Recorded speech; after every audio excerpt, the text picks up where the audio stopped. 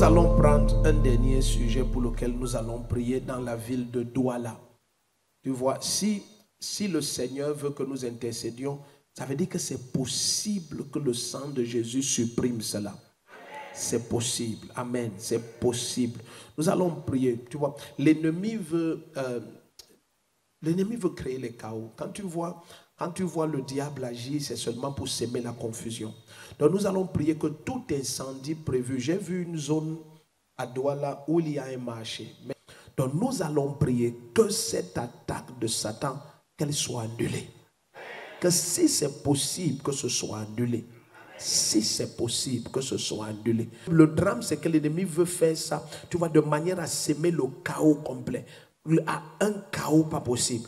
Nous allons prier pour la ville de Douala, que cet incendie soit annulé, que les plans de l'ennemi pour réclamer des villes dans la ville de Douala par des incendies dans ces immeubles, que ce soit annulé complètement.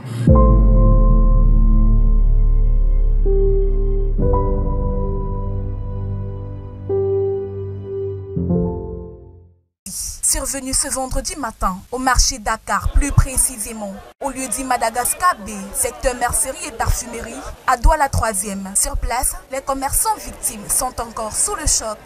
Rien, je n'ai rien récupéré. Comme je suis venu là, je n'ai rien récupéré, même pas une aiguille.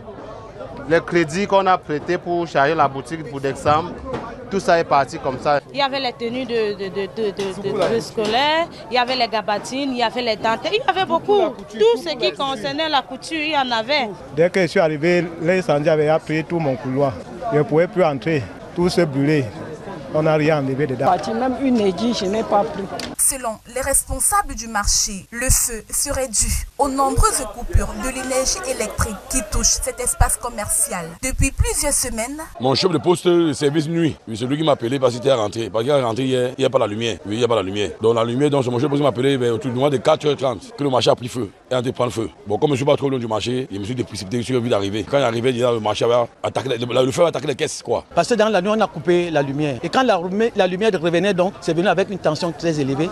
C'est ça qui a causé donc un coup-circuit dans l'une des boutiques. Je crois que c'est partant de là qu'il y a eu incendie. L'ampleur des dégâts pouvait être réduite si les bouches d'incendie étaient fonctionnelles, croient savoir les occupants du marché Dakar. Aussitôt quand il y a eu incendie, on a fait appel aux éléments de sapeurs-pompiers qui n'ont pas tardé à arriver. Ils sont arrivés mais avec une petite quantité d'eau, une petite voiture qui ne contenait pas assez d'eau. Ils ont réussi quand même à atténuer, sauf que l'eau est finie, le temps de repartir recharger, ça donc le feu a évolué.